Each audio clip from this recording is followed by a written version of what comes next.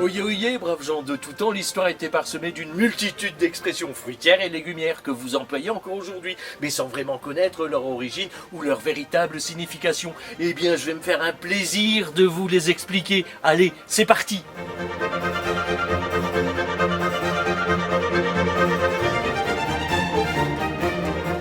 Aujourd'hui, nous allons voir une expression qui, par l'attente, nous transforme en légumes, et c'est faire le poireau.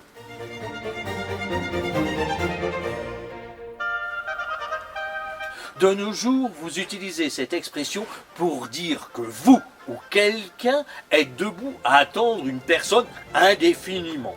Par exemple, mon voisin devient de plus en plus végétarien. Il avait déjà des oreilles de chou, un cœur d'artichaut, une taille d'asperge. Et bien maintenant, en attendant de devenir une grosse légume, il fait le poireau. Mais d'où vient cette expression ?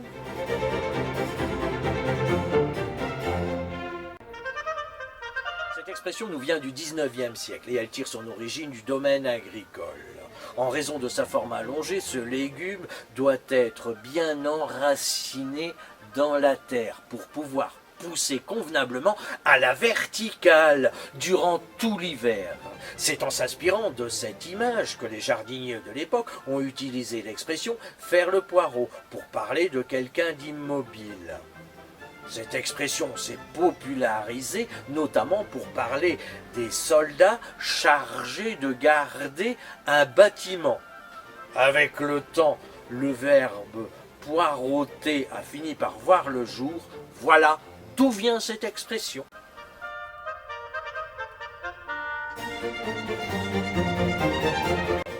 Faire le poireau, c'est attendre une personne qui viendra ou ne viendra pas. Mais alors, les personnes qui attendent en rang d'oignons devant un cinéma pour aller voir un navet, peut-on dire qu'elles font le poireau? Voilà une question primordiale. Allez, au revoir et à bientôt. Au revoir.